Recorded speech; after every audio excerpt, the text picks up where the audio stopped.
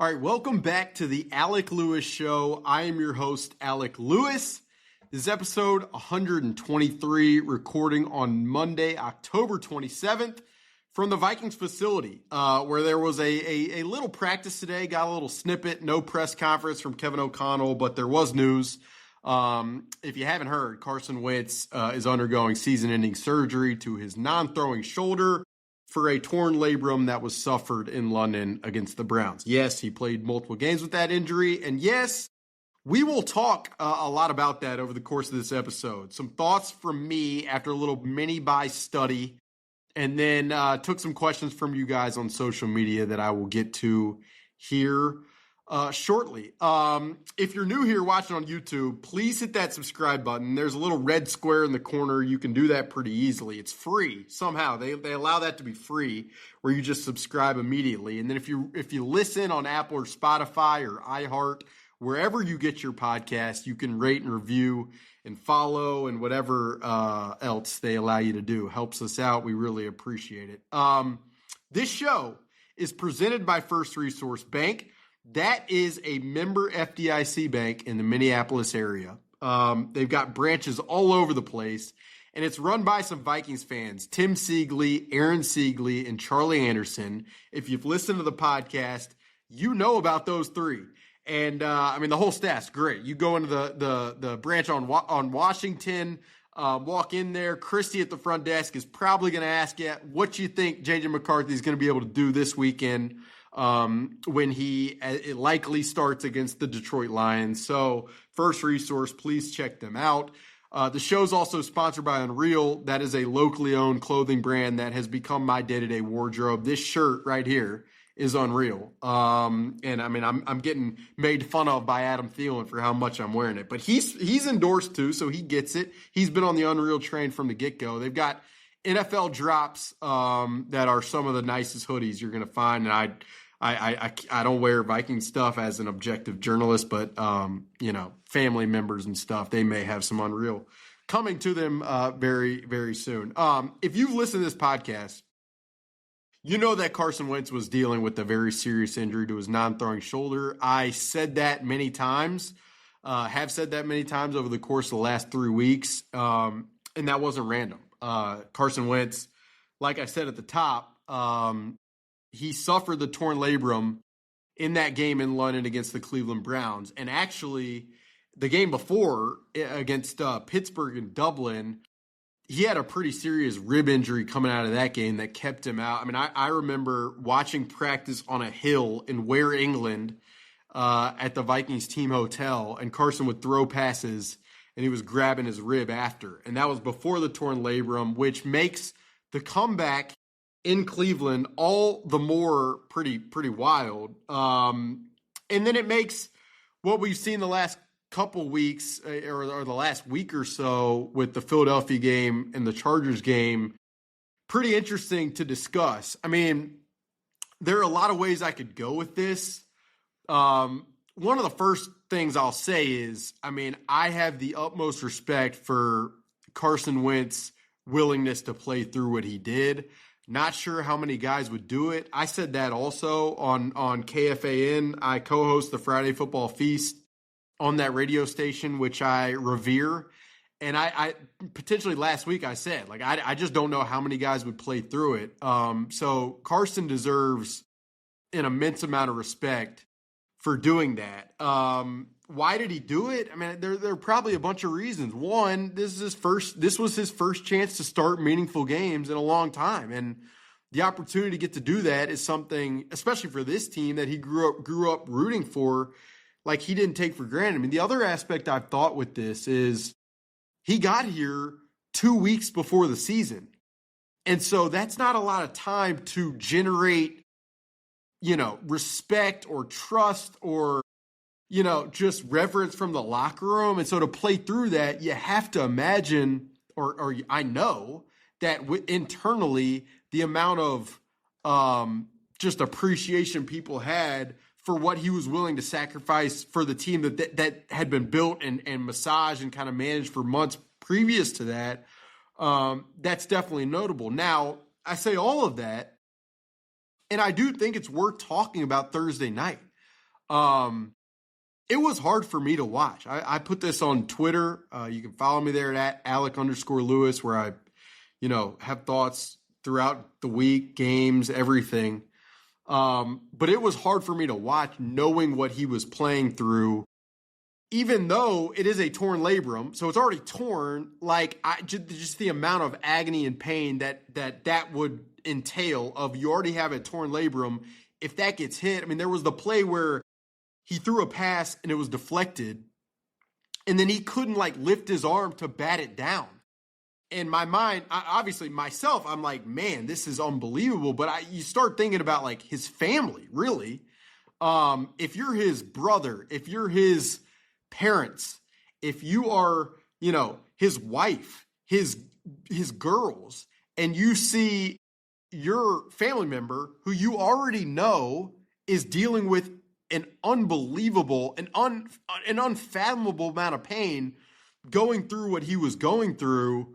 I mean, I just can't imagine what that would be like, because probably I'm assuming his family knows that this guy was going to just continue to play based upon his own pride. I had a conversation a couple weeks ago with Jordan Matthews, who was a receiver at Vanderbilt, and then he was a teammate of Carson's in Philadelphia. And the way he described Carson was this guy, the physicality of the game is what he lives off of. And if you're a family member, you know that.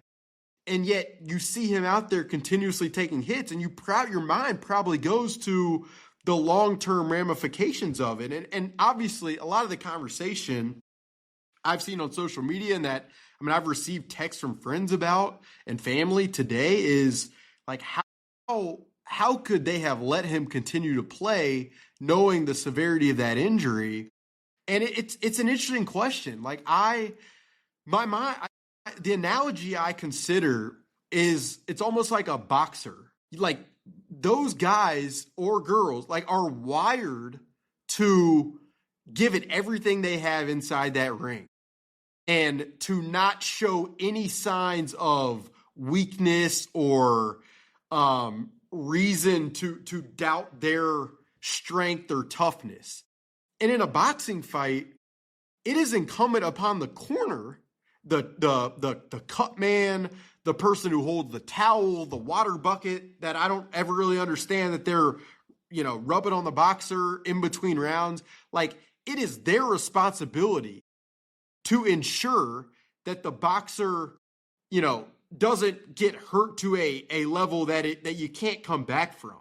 And you hear all the time, the corner throws in the towel, the boxer's mad at the trainer and the cut man because they thought they could have fought valiantly through it. But sometimes, that is the right thing to do for the corner, to look out for the human being in the ring.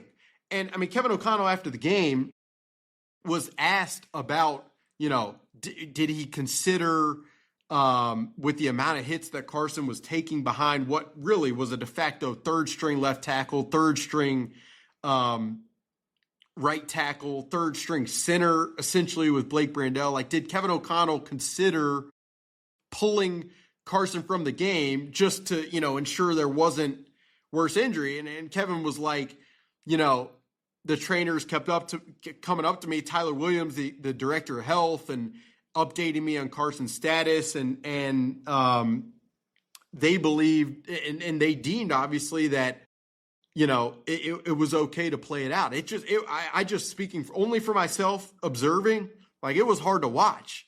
And now the Vikings, it's a tough spot to be in if you're the trainers, if you're Kevin O'Connell.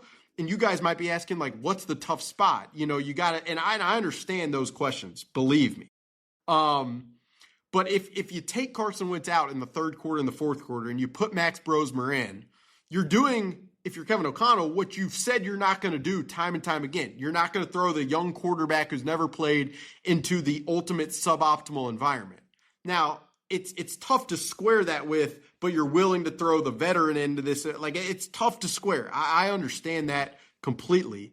But throwing Max Brosmer in that environment behind that offensive line, down multiple scores with the Chargers feeling themselves. That is a tough that is a tough position. And then in addition to that, let's say you throw Max Brosmer and then he gets hurt, you're one snap away from having to turn to J.J. McCarthy, who was the emergency third quarterback. And then what happens if that is the conversation coming out of the game? So it's a tough position to be in. But again, I just return to the analogy. Like sometimes, as tough as it is to make that call if you're the corner, it is worth saving the person from themselves. And again, I say that knowing and having known for weeks that Carson Wentz has had the torn labrum, but you just start to think about concussions or other injuries, and you start to think about long-term health. Like during the middle of that game, I in the press box, I'm thinking, man, 20 years from now, to do a story where you go spend time with Carson Wentz and talk to him about what he went through,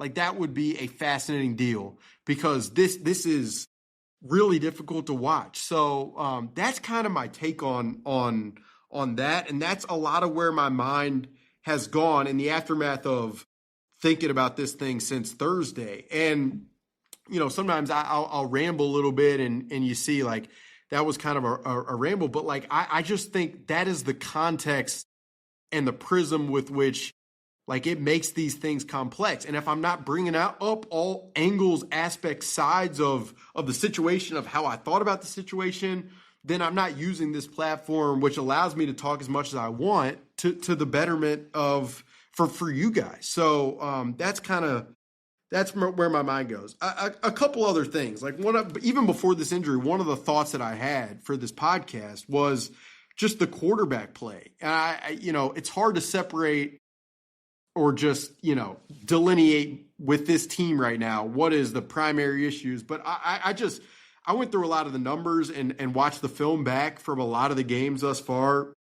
Two things that stood out with the quarterback play is the sack rate right now, the rate at which these quarterbacks are taking sacks and have taken sacks through 7 games is absurd.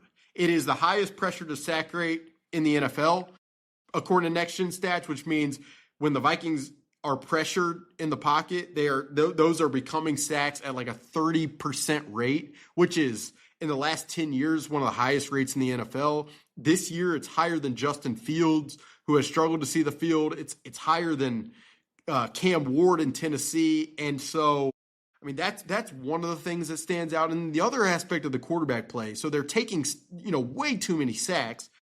The inaccuracies has been jarring. The Vikings, there are 40 quarterbacks who have started 2 games this year. 40 quarterbacks who have started 2 games this year. J.J. McCarthy ranks 39th of the 40 in his bad throw rate, which is a pro reference number, just bad throw rate. It's pretty easy to pick up. J.J. McCarthy is 39th of the 40, and then Carson Wentz was 37th. So just the amount of poor throws by these quarterbacks, and again, Carson Wentz's sample size is much greater than J.J. McCarthy's, and both of them have played through injury. J.J. McCarthy did in the Falcons game, and Carson Wentz has for multiple weeks.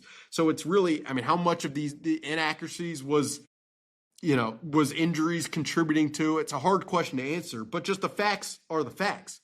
They're taking way too many sacks, and they have not been accurate enough as quarterbacks. So we can talk about all of the surroundings, and I'm about to, I promise. That's the point of the Alec Lewis show. But just strictly from a quarterback play standpoint, it is nowhere near even a mediocre bar.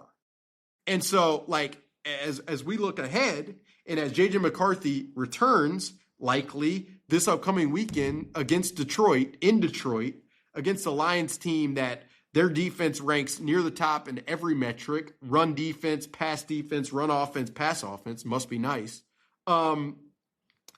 J.J. McCarthy accuracy is not taking sacks. Those are the two things I'm watching more than anything else. These are base level things. Can J.J. McCarthy, when there are receivers open, can he hit them in stride? Can he place the ball well? There were a lot of times in training camp where he was inaccurate in training camp. So I as much as the injury may have played a role in week 2, it's something that I've watched for when he's been on the field. The accuracy is something I wonder about. So it's that, and then it's, Is he trying to evade pass rushers in the pocket who are much more athletic than the pass rushers that he faced in Michigan? Those are the two layers that I'm watching this upcoming weekend. The last aspect on the quarterback play, and then I'll move on. If J.J. McCarthy this upcoming weekend in Detroit is utilizing his mobility outside of the pocket, man, he better be careful as he is scrambling up the middle of the field, as he is running towards the sidelines. This Detroit defense, you guys know this. Like Brian Branch, these guys will hit you. Their linebackers, those guys will hit you. I mean, dicey plays on the sidelines. There is a chance these Lions defenders are going to hit you. So, as J.J. McCarthy returns in this game, if he indeed does, if there's no barring any setback this week, I mean, is he preventing himself from taking sacks? Is he throwing the football accurately? And then, man, is he being careful as he's evading defenders, scrambling up the field? Because the last thing, and I'll get to this later in the Q&A portion, the last thing you need with J.J. McCarthy right now is another injury. And you guys know this. I'm not saying, but I mean, right now, with the way this season has gone, with the way it's going, availability for this guy, that is the most important thing. To see what you have, to see if he can develop, to see if he can find his accuracy, acclimate to game speed. All of that stuff really, really matters. And I admittedly have not delved deeply in this Lions film, but that is the one area that really would worry me in this game. Knowing the way the Lions play defense, you have to avoid serious collisions given that he's only played 2 of the 24 regular season games since he's been a Minnesota Viking. So that's really my first thought. And it's all in the quarterback play. And I know I'm throwing a lot at you, but we're going to segue a little bit from the quarterback play right now. All right, the second thought for me deals with a subject that we have talked a lot about. The run game. The Vikings run game. It was a priority this offseason. It was a priority in the 2024 offseason. It was a priority in the 2023 offseason coming out of Kevin O'Connell's first season as the Minnesota Vikings head coach. I recall, and I've told this story many times, sitting at a ballroom table in the spring of 2023 at my first Indianapolis scouting combine. Boy, was it a hoot. And I remember sitting at this ballroom table with the other beat writers, and Kevin O'Connell held a little private session, which we appreciated. I appreciated it. It's always nice to hear his thoughts as he's reflected and all of that. And I remember him saying then, this was 2023, the spring, in Indianapolis at the JW Marriott, floor 2, ballroom table. Room was kind of hectic, people all over the place.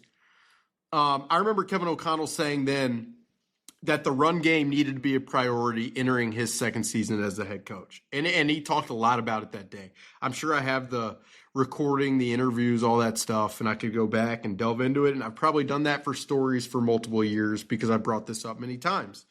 In that offseason, the one addendum that they made for their run game, or the two really, one of them was to sign Josh Oliver as a run blocking tight end. And Josh has done that job really, really well since he's gotten here. The other thing that they did that offseason was they chose a little bit to move off Dalvin Cook and to go with Alexander Mattison, who they thought would lead to more efficiency, less home run hits, but maybe more singles and doubles. That did not happen.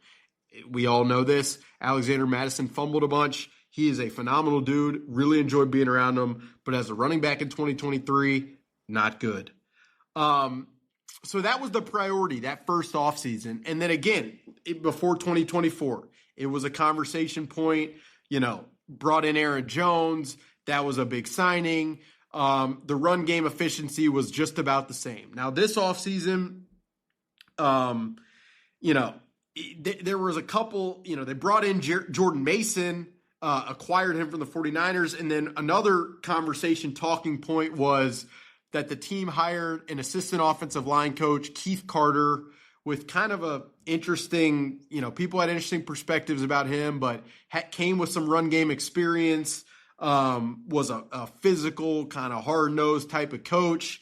And so with that, paired with Jordan Mason, paired with an interior offensive line where you've drafted a first-round pick at left guard, where you sign an experienced center in Ryan Kelly, where you sign an experienced right guard in Will Fries, the run game will be better. And I am here to tell you that the run game, if you just looked at success rate, which is an advanced metrics, it entails a down-to-down basis. Are you successful on any given down? From just that one metric, they have been fairly efficient. But if you look at really anything else, yards per carry, 4.2, it's right around past seasons. EPA per play, negative 0.08, right around past seasons. I think these are the numbers. I'm coming up with it right off the top of my head. Negative runs around the same. Explosive runs, definitely around the same, if not less. It's just the run game, like the summary, the headline of the run game to me is it just doesn't feel like it's something that's going to scare the opposing team. Like if you're, the Lions defensive staff, Kelvin Shepard, and you're preparing this weekend, where you're not like, we got to make sure, we got to really load up and stop the run. It's kind of like, let's make sure we limit the receiver weapons, and then they'll probably run it. Let's just be tough at the point of attack, prevent some of their double team duo stuff, be physical when they run their split zone, and TJ Hawkinson is flowing to block the backside. If we could do that, it should be all right. Like, it just doesn't feel like the run game has a level of, it strikes a level of fear in the opposition. And it's interesting because the Vikings are again, they're running into light boxes. Yes, the offensive line has been decimated by injury. That is obviously a factor. But one of the aspects of the offensive line being decimated by injury, so what is the fix for that? You just drop back the whole game? And I mean, that is a harder thing to do as an offensive lineman than run block. So again, like I wrote down here leading into this, haven't really committed to it. It doesn't scare you. It doesn't. That's what I wrote. It doesn't scare you. It doesn't. It's just not something that is dynamic. And again, this is year 4. Have talked about it a lot. In training camp, like there was a lot of conversation off to the side from a lot of the staff of, you guys need to be talking about the run game. The run game's going to be the run game. And like Jordan Mason has been pretty efficient, but even the Aaron Jones runs, I mean, it's like 41% success rate, which is, middle-ish of the pack. So, look, it just feels like the Vikings in some ways offensively are one-dimensional without a quarterback who can throw home runs the way that Sam Darnold did last year. And that's just not a great place to be. It makes you rely a lot upon quick game on early downs. And defenses are smart enough to be able to take some of that stuff away, as Jesse Minter was last week. So, again, we have to talk about the run game. And until the Vikings commit to it, prove that they can do it, prove that it's something that defenses really have to allocate real mental resources and time to stop, it just feels like it's going to be kind of a slog offensively. I mean, I said plenty. If you guys listen to this podcast for months now, and going back to August, I said many times, the scaffolding of this team has to be the defensive line and the run game. And there is a reason that it doesn't feel like the Vikings have any identity right now, is because those things which were expected to be the scaffolding have not really held their ends of the bargain. So that's my second thought. Number 3, I'll just segue right to the run defense. I looked this up today.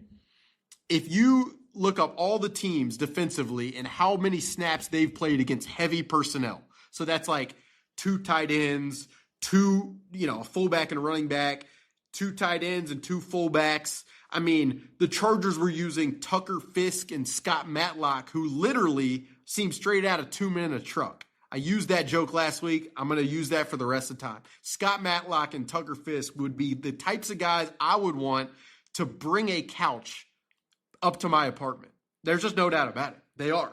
The Vikings have faced more runs out of heavy personnel than any other defense in the NFL. And their stats against the big body run game, it's not great. And the other aspect of it, the Vikings, like against the Chargers, one of the things they did to try to stop the Scott Matlock, Tucker Fisk, 2 Men in a Truck run game was the Vikings utilized like a 6-down front. So they would have, Jalen Redmond, Jonathan Allen, Tyler Batty, Levi Drake Rodriguez, Jonathan Grenard, and Dallas Turner. And so what the Chargers ended up doing is like, okay, fine, you guys are going to load up front, and you're going to have 2 linebackers out there. Then we're just going to run play action, and we'll beat you guys down the field because you're so loaded up to stop the run, which is the ultimate marriage of the run in the past, which was the whole kind of strategy from the Vikings leading into this season. Anyway, offensively for the Vikings. When Minnesota made this transition of Harrison Phillips and Jonathan Bullard to Jonathan Allen and Javon Hargrave, like it was pretty clear. The run defense probably is going to take some of the hit, but it always felt like, okay, maybe they can counteract that by the level of pressure production they're getting from the interior. Well, I'm here to tell you that, Jalen Redmond has more pressures than Jonathan Allen and Javon Hargrave. Jalen Redmond is getting double teamed more than those 2 guys. Javon Hargrave has only played 40 snaps in the last 2 games, and he's no longer even in the game on early run downs. And so I'd say Jonathan Allen, if you watch the tape, he's been fine. Like he has. He hasn't been like a major impact either in the run defense phase or the pass rush phase, and that's definitely notable. Jalen Redmond has been a saving grace. If you don't have Jalen Redmond, I have no idea what this thing looks like. I don't know. I do not know, if you don't have Jalen Redmond, where this Vikings defense would be. He has been that important in both phases.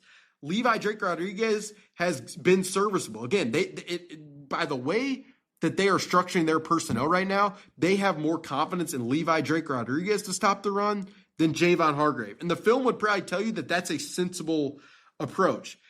Again, to go back to the earlier point, if you're going to become worse at run defense, you better offset that with major negatives from a pass rush perspective, and they're not doing that. And so they're just not getting enough pass rush to offset the run defense, and that it's an issue. Now, you guys might be asking, okay, so why aren't other teams just going to load up with heavier personnel group? I mean, they are. Like, they absolutely are. It's been a strategy that opponents have used for multiple weeks now, and it's going to continue to be. And Taki Taimani, the UDFA that they had last year, I thought played pretty well. Like, I'm almost to the point where it almost feels like you have to have him on early downs. He's still here on the practice squad, I believe. And so, like, I would not be surprised if we were to see him in some of these future games, just to minimize the run game. And again, they stopped the run against Philly, but Philly also, they lost their center in that game. Tyler Steen at right guard, like that offensive line has been a problem for them throughout the season. So, the run defense is squarely a problem, and it really is more proof that, like, the more you watch these games, it's like, do you have an offensive line? Can you run block? Can you protect? Do you have a defensive line? Can you stop the run? Can you get at the quarterback? And that's what wins. Thought number 4, I'm actually going to switch it up. We're going to call this the positive portion of the Alec Lewis show. Jalen Redmond, who I just talked about, and Jalen Naylor. I'd say Jalen Naylor has had a great year. And a lot of props to him because he, had a serious hand injury at the end of training camp, didn't even miss a game, has played way more snaps than Adam Thielen. He's open a ton. It's just sometimes he's like the third option, and the Vikings quarterbacks have not gotten to the third option or had the protection to get to the third option. But he's had a great year, Jalen Naylor. If the Vikings don't re-sign him, there's probably going to be a team out there smart enough to watch the tape and understand what Jalen Naylor is capable of. He'll give you effort in the run game. He is, a burner on the outside, and then he'll run over routes effectively and he catches the football. So, like, if at some point this season the Vikings can protect long enough and the quarterbacks can read it out quick enough, like, I wouldn't be shocked if Jalen Naylor just, like, goes off down the stretch. But yeah, that's the fourth thought is just the positive. We're going to make this the positive segment. We're going to need it probably the way this thing has a trajectory. And Naylor and Redmond, the two Jalens, those guys have had great years, and a year where it's hard to find, the bright spots. Those two guys have brought it. All right, we're going to get to thought number 5, and then I'll get to some questions and be quick. All right, thought number 5, the pass defense. I'd say, coaches always talk about the marriage of Russian coverage. And what they really mean is, can we get pressure quick enough to where our coverage, they don't have to cover for so long? Or can we cover so well that the pass rush has enough time to get home? It's really a question of time. Do the pass rush and the coverage, do they blend together well enough to make the time effective for that unit, if that makes sense? And I just feel, and we talked about the interior pass rush, but also, opponents are chipping Jonathan Grenard on almost every play. The Vikings aren't getting enough pressure production from Dallas Turner. I wrote a long story about Dallas last week. Just feels like, there's just not a ton of moves there. The late hit kind of launching with the helmet at Justin Herbert was atrocious to see. It's one of the more frustrating plays of the game, beyond Ivan Pace not lining up on the kickoff and the million penalties on special teams. Like, just not. That's the other thing. Is like this edge room.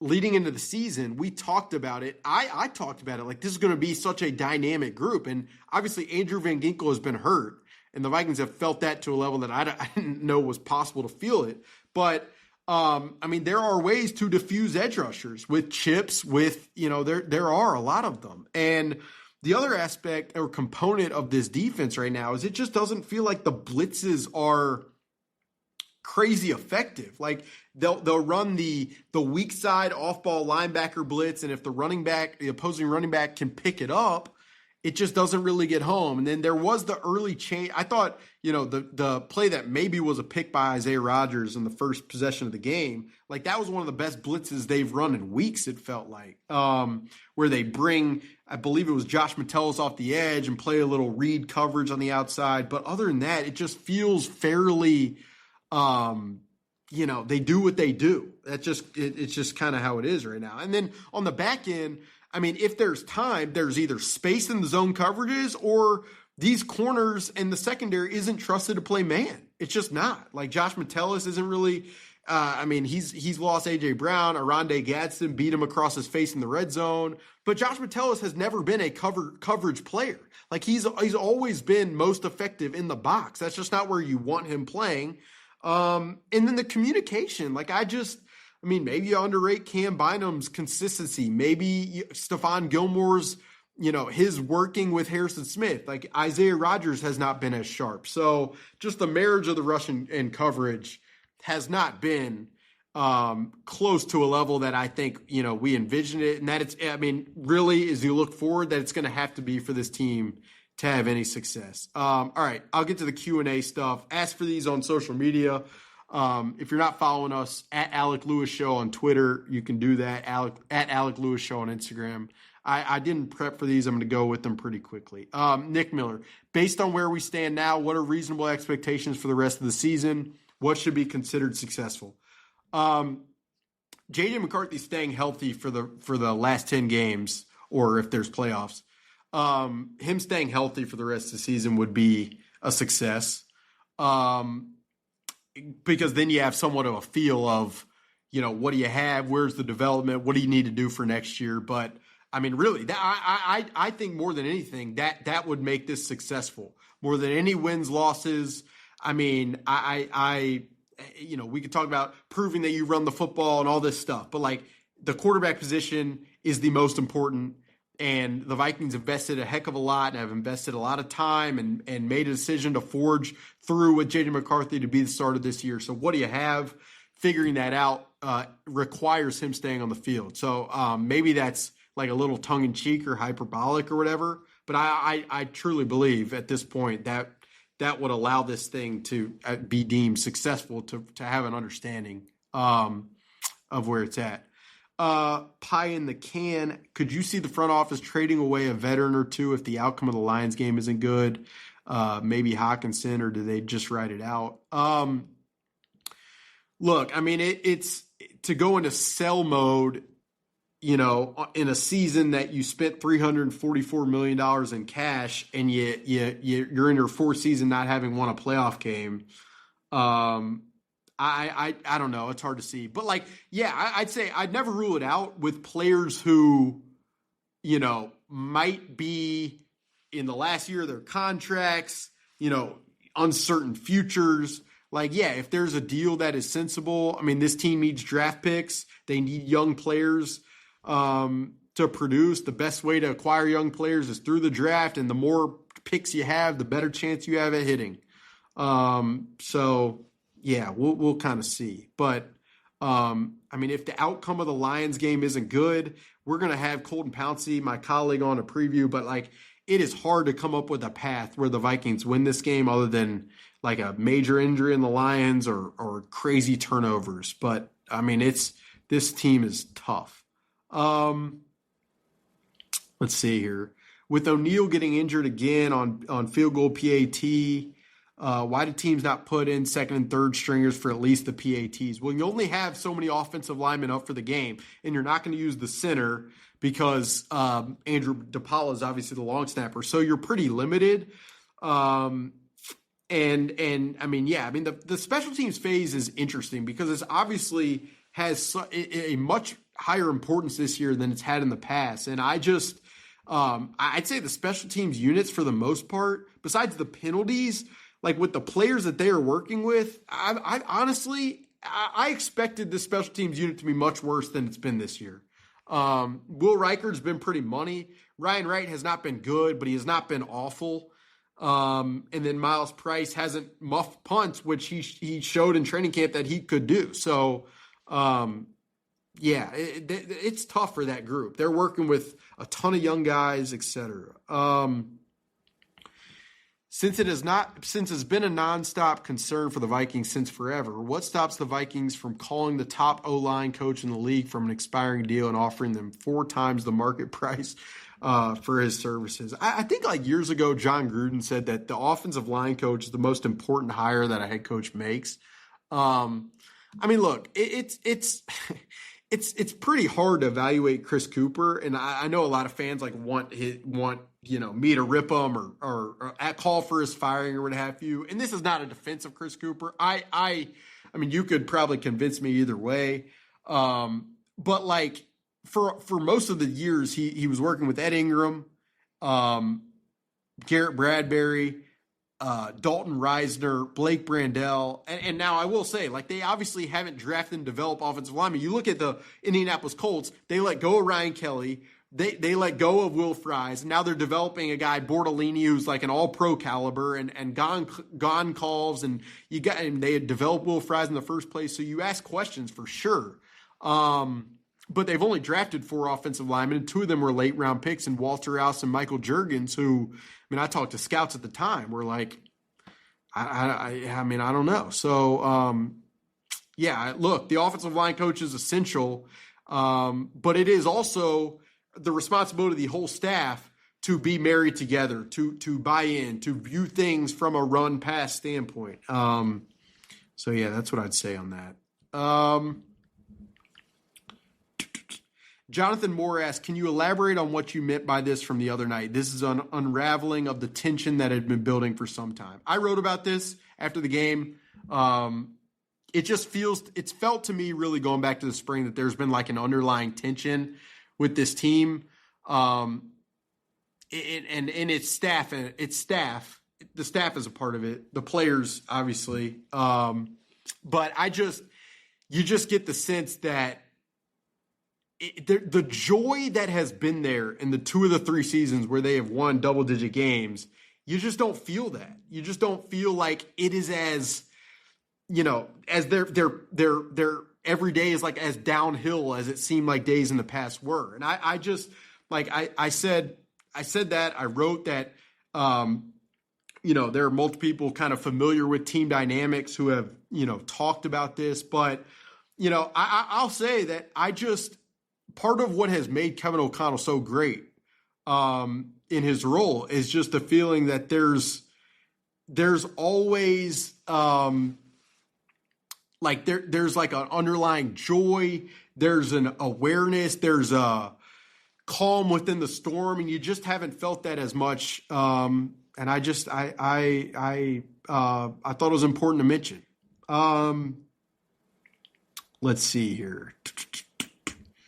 Why wasn't Max put in far earlier, or maybe start? Again, Carson wanted to play. The Vikings deemed that he couldn't get hurt worse, and then through the course of the game, again, as I talked about it in pretty in depth at the beginning of this show, like that's where, if it's a boxing fight, it's one of those where you're like the corner needs to throw in the towel. They obviously didn't, and there's a lot of context involved in that. Let's see, a couple more here. Someone said Kirk ? I mean, look, Atlanta in that contract and Atlanta in itself, Atlanta's a mess. I have never understood the play calling from Zach Robinson, their OC. And yeah, so who knows? Would they move Kirk? What would it look like if they moved Kirk and then Kirk ended up playing well?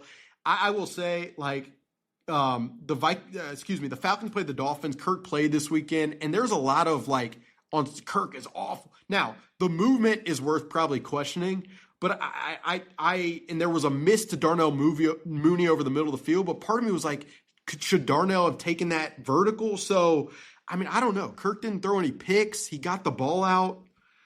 Like, I do think he definitely would come back here. Again, but his contract, his trade, the Vikings don't want to lose any picks because they view those picks as important. So,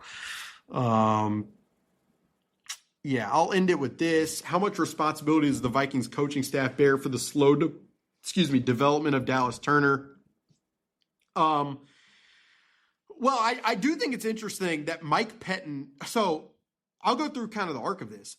The Vikings, for the first couple years, for definitely the first season of Kevin O'Connell's time here, they had a pass rush specialist coach, Mike Smith. Mike kind of had an indefinite leave for personal reasons and then left and is now the pass rush coach for the New England Patriots. The Vikings kind of replaced him on a temporary basis with Mike Pettin, who, Kevin O'Connell worked for, has had a great relationship. But then after last season with Mike Pettin, the Vikings quickly kind of moved him back into the to the head coach role and brought in Thad Bogertis, who had been with the inside linebackers. And Thad has done a lot of teaching in that room. And I do think the development now is it's got the better chance than it has. But how much is the Viking staff culpable? I mean, look, everybody, I understand that Dallas Turner is young. I also understand he's been solid at times. He's played the run. He's dropped into coverage. But, like, at some point, a draft pick who is a first-round pick has to come in and impact from the outset. Like, it doesn't always have to be this developmental timeline. You look at other buildings, Quinyon Mitchell stepped in and was a key part of the reason they won the Super Bowl. Jared Verse stepped in and was a key part of the reason they made it deep into the playoffs. Like, not all players necessitate development for years on the front end. And so, like, there are reasons to give time and give space, and patience is rare in this line of work and in this field. But I mean, it's hard to square that when you trade a ton of picks and this is a team without a ton of young players. So again, yeah, I think the staff, the question is valid. So yeah, that'll do it for a sobering Alec Lewis show. Crazy to be at episode 123 and be here with a lot of this commentary, but hopefully it gives you guys some perspective, some information. I'd be curious what you think about a lot of it. You can throw, comments, whatever you guys got, questions, toss them in the comments, but I appreciate you being here. If you're listening, if you're watching YouTube, hit the subscribe button. If you're listening on Apple or Spotify, you can rate and review and all that good stuff. Presented by First Resource Bank. Sponsored by Unreal. And yeah, we will talk to you guys very, very soon.